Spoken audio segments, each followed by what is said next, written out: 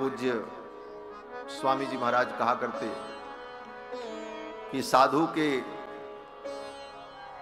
जीवन में कुछ क्रियाएं ऐसी हैं जिनको किस तरह से करना चाहिए, इस पर विचार किया। कहीं जाना हो तो कैसे जाओ, तो कहते हैं सिंहवत गमन, सिंह के समान जाना चाहिए। साधु को किसी से कोई डर नहीं, जहां जाना है सिंह के समान जाओ। किसी के यहां जाना है तो सिंह के समान जाओ, कोई भय नहीं। सिंहवत गमन। और भिक्षा कैसी करो, बोले अजावत भिक्षा। अजा माने बकरी, बकरी के समान भिक्षा हो।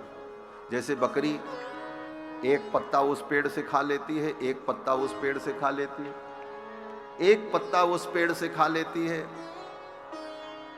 उसका पेट भर जाता है, उसका पेट भी भर जाता है और पेड़ भी सुरक्षित रहता है। और एक ही पेड़ में खाने लग जाए तो पूरा पेड़ ही सूख जाएगा। इसी तरह महात्मा को घूमते रहना चाहिए, किसी से कुछ ले लिया, किसी से कुछ नहीं। एक ही आदमी का दोहन करते रहो, एक ही जजमान को पकड़ो और बोले सब तुम ही करो, वो बेचारा गृहस्थ क्या करे। साधु को तो बकरी के समान भिक्षा करनी चाहिए, अजावत भिक्षा। और जब जाना हो तो कैसे जाना चाहिए, कहते हैं चौरवत गमन, चोर के समान जाना चाहिए। आना सिंह के समान चाहिए और जाना बोले चोर के समान। क्यों, बोले चोर धीरे से चला जाता है। साधु अगर बता करके जाए अच्छा तो महाराज अब हम चल रहे हैं, तो लोग कहेंगे अरे महाराज एक दिन और रुक जाओ, थोड़ा और कृपा करो, कोई जाने देगा।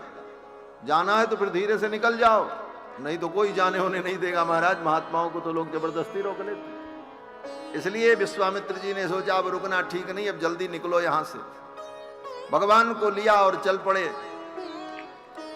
भगवान श्री राम गए और माताओं को प्रणाम किया। जननी भवन गए प्रभु चले नाई पद शीश।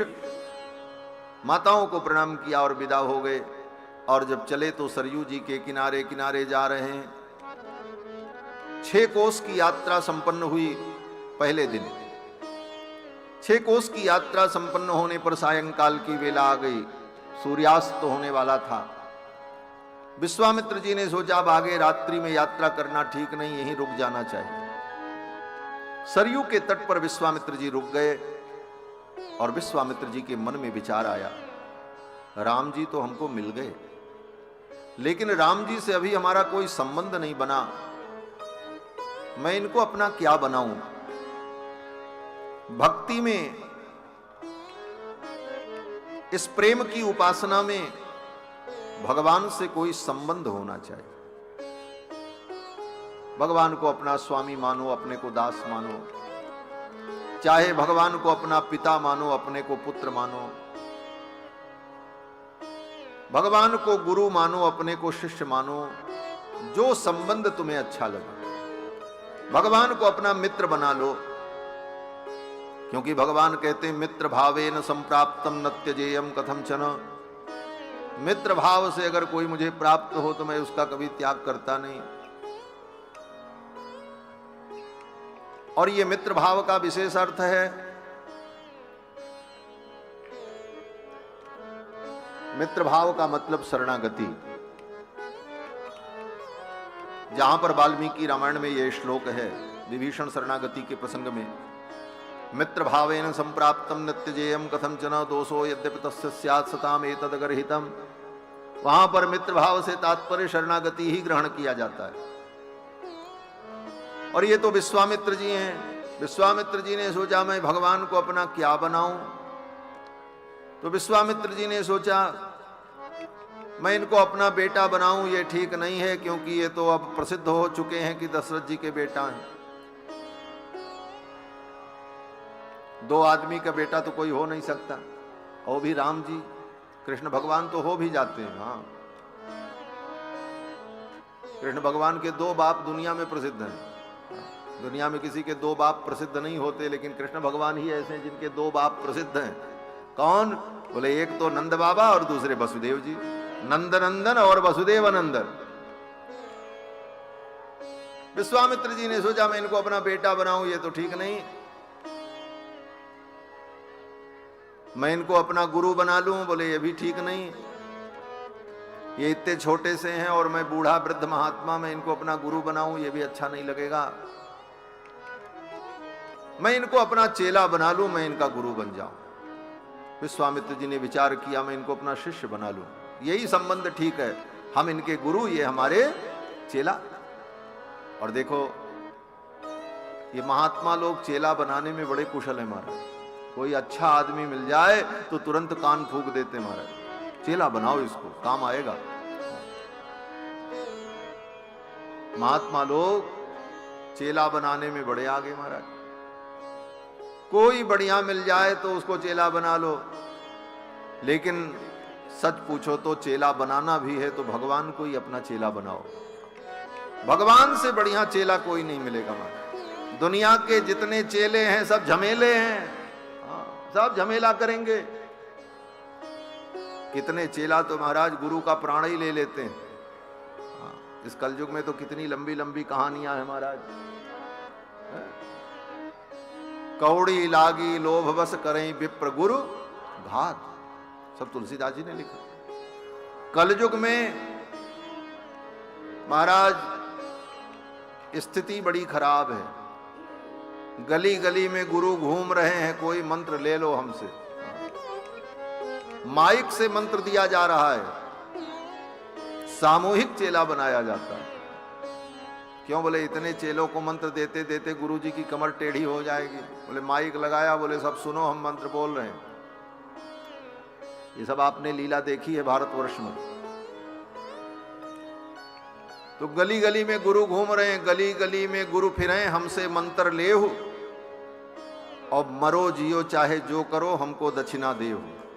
हमको तो दक्षिणा दो, मरो जियो तुम भक्ति करो न करो तुम जानो, तुम्हारा काम जाने।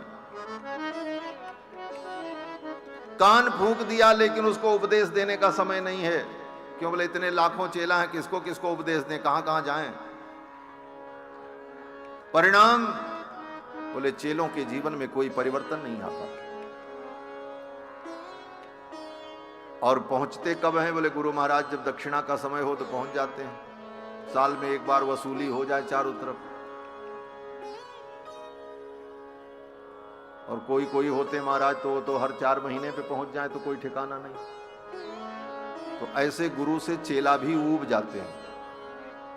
चेले भी क्या करें बेचारे, ऊब जाते हैं। अपनी गृहस्थी चलावें, बेटा बेटी पालें कि बाबा जी को देते रहें, कहां से दें?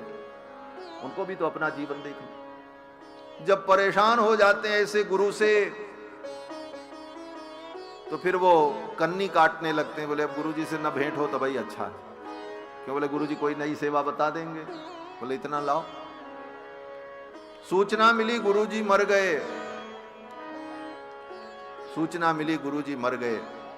चेले के मन में एक पैसे दुख नहीं हुआ महाराज। गुरु जी मर गए, दुख नहीं हुआ? बोले नहीं हुआ। क्यों? बोले भली भई जो गुरु मरे भयो शिष्य मन चैन, भली भई जो गुरु मरे भयो शिष्य मन चैन, छठे महीना आवते धोती दक्षिणा लेन। हर 6 महीने में गुरु जी पहुंचे रहते थे। तो महाराज ये गुरु शिष्य संबंध कल्याण कारक नहीं है। ये तो केवल